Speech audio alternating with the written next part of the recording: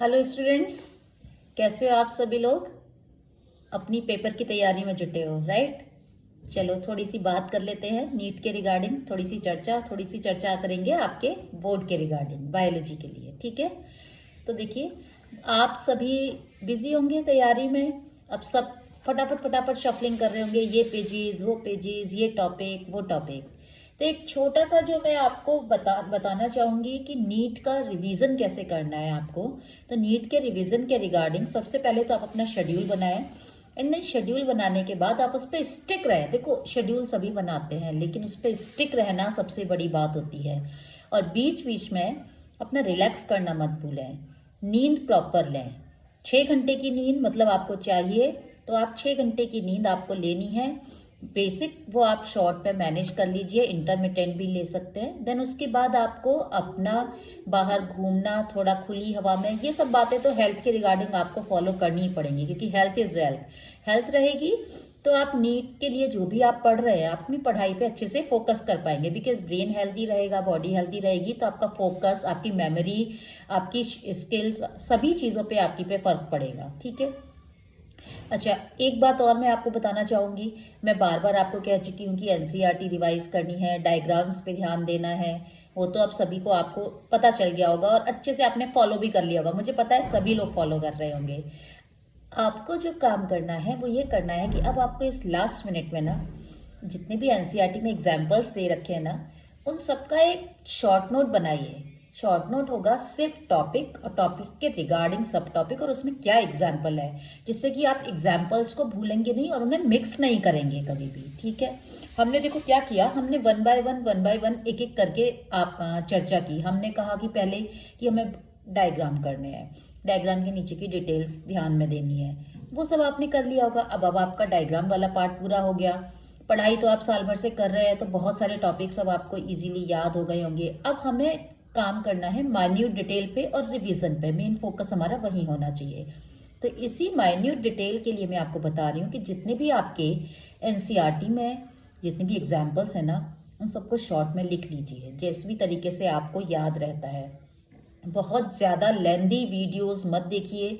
आपने देखा होगा मैं अपनी वीडियोस बहुत शॉर्ट बनाती हूँ। ज़्यादातर मैं आपको इन्फॉर्मेशन भी देती हूँ कि किस मेडिकल कॉलेज में कितनी सीट्स हैं, कब एडमिशन फॉर्म्स भरे जाएंगे, क्या क्या गलतियाँ आप करते हैं कॉमन, वो सब आपने देखा होगा। मैं हार्डली 20 से 25 आपका सेकंड की वीडियो होती है, हार्डली 30-35 मिनट की सेकंड की वीडियो होती है। क्योंकि मुझे भी मालूम है कि अगर आप ऐसे 1-1.5 घंटा देखेंगे तो या तो आप उसको बहुत स्पीड में देखेंगे, तो बीच में कुछ चीज़ें स्किप कर सकते हैं। तो मैं सिर्फ आपको वही इन्फॉर्मेशन देती हूँ जो मेन है, क्रक्स ऑफ द मैटर है, वही मैं आपको उसमें समराइज करके अपनी शॉर्ट्स में या वीडियोज में बताती हूँ। तो आपको भी सेम इसी तरह से एग्जाम्पल को बिल्कुल समराइज करके लिख लेना है और उनको एकदम अच्छे से रिवाइज कर लेना है। एक चीज़ और मैं आपको बताऊं, सेकेंड चीज़, आप क्या करते हैं, आप सोचते हैं कि फिजिक्स के न्यूमेरिकल्स पे आपने बहुत ध्यान दिया होगा, आपने बहुत ट्रिक्स भी सीखी होंगी, बहुत हैक्स भी सीखे होंगे। ठीक है। अब आपको क्या करना है, आप ये देखिए कि अब अगर आपको कोई कॉन्सेप्ट ऐसा है जो बिल्कुल नए सिरे से करना है, जीरो से करना है, तो मैं आपको सजेस्ट करूंगी कि बजाय उस कॉन्सेप्ट को बार बार टेंशन लेने से उसकी, या एंजाइटी या डिप्रेशन में आने से बेटर है जो आपने किया है ना, उसी को आप अच्छे से करिए। क्योंकि 1 मार्क्स चाहे वो फिजिक्स का क्वेश्चन दिलवाए आपको, चाहे वो 1 मार्क्स बायो का क्वेश्चन दिलवाए, बात तो बराबर है ना।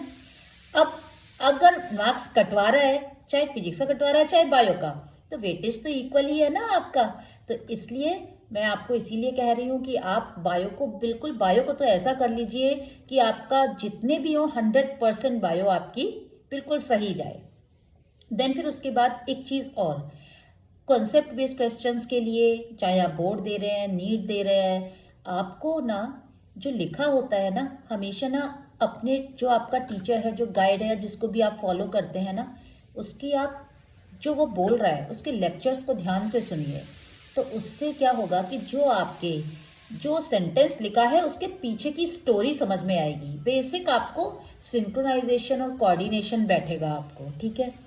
इसके रिगार्डिंग आप मेरी शॉर्ट्स जो मैंने बनाए हैं, मैं बहुत ज़्यादा छोटे छोटे टॉपिक्स लेके आपको वीडियोस भी बहुत ज़्यादा लेंदी में नहीं बनाती हूँ, छोटी ट्रिक्स उनके पीछे के मेन कॉन्सेप्ट समझाती हूँ। और इतना 2-3 बार मैं आपको इतना बता ही देती हूँ एक वीडियो में कि आपको आई थिंक वो वीडियो पूरा देखते देखते एंड तक वो दिमाग में बैठ ही जाती होगी, वो चीज़ जो आपको दिमाग में मेन चीज़ है जो बिठानी है। बाकी का सुपरफ्लुअस जो जितनी बाकी की आलतू फालतू की इन्फॉर्मेशन है ना, वो सब हटा देना दिमाग से, ठीक है।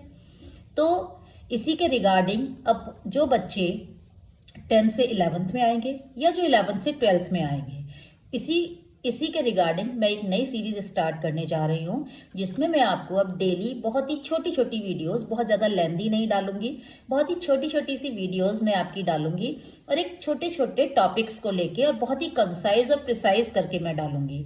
और उन्हीं वीडियोस से रिलेटेड आपका कुछ, आप मेरा जो चैनल है जो इंस्टा का है उसे सब्सक्राइब करिए, फॉलो करिए। वहां पर आपको रील्स मिलेंगी जिनमें आपको लिखना क्या है, बहुत ही वेरी शॉर्ट, और शॉर्ट आपके तभी की तभी आपके क्लियर होते जाएंगे। देन फिर नेक्स्ट आपको क्या करना है वो मैं आपको नेक्स्ट वीडियो में बताऊंगी। तो अभी तक के लिए इतना ही काम, फोकस करिए, अपनी पढ़ाई पे ध्यान दीजिए, बट हेल्थ को मत भूलिए। बाय।